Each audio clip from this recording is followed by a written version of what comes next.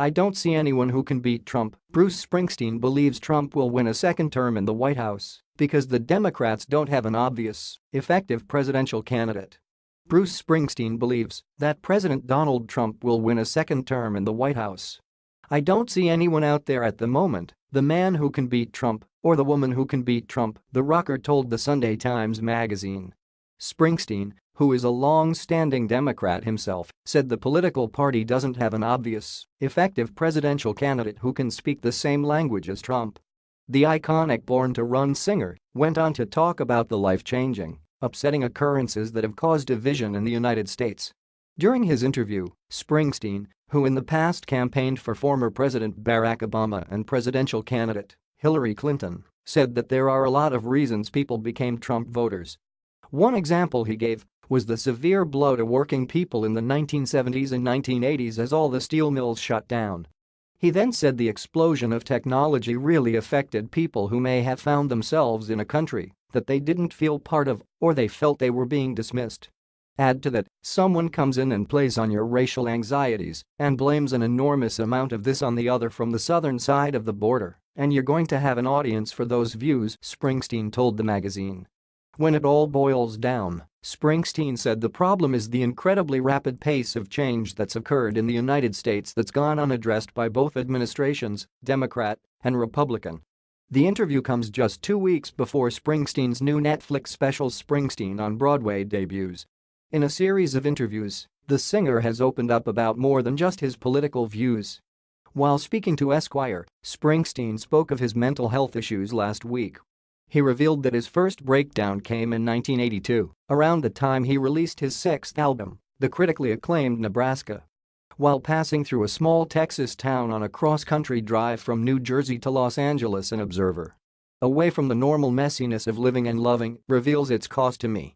While the singer, 69, still doesn't know exactly why he broke down that night in Texas, he adds it had been building up his whole life.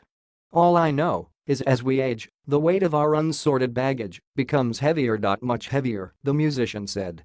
With each passing year, the price of our refusal to do that sorting rises higher and higher. The root of these issues is his contentious relationship with his father Doug Springsteen, a blue-collar worker whose persona and aesthetic he tried to emulate in his music. During his Broadway show, which closes December 15, just before his Netflix special is available at midnight on December 16, he opens up about his relationship with his distant father, who passed away in 1998. Those whose love we wanted but didn't get, we emulate them, Springsteen said. It is our only way to get it. So when it came time, I chose my father's voice because there was something sacred in it to me. All we know about manhood is what we have learned from our fathers. And my father was my hero and my greatest foe. After his 1982 breakdown, he looked inward, and the reflection he did help turn his life around, along with an encounter with his father almost a decade after the breakdown. In his Broadway show, he describes how, just before having his first child with wife Patti Scialfa, Springsteen was visited by his father, who admitted, "You've been very good to us. And I wasn't very good to you. It was the greatest moment in my life with my dad," Springsteen said during his Broadway show. Towards the end of his father's life, he was diagnosed as a paranoid schizophrenic, which helped explain his behavior that haunted the singer as a child. "I have come close enough to mental illness where I know I am not completely well myself," Springsteen admitted. "I've had to deal with a lot of it over the years, and I'm on a variety of medications that keep me on an even keel. Otherwise I can swing rather dramatically, and the wheels can come off a little bit. So we have to watch, in our family.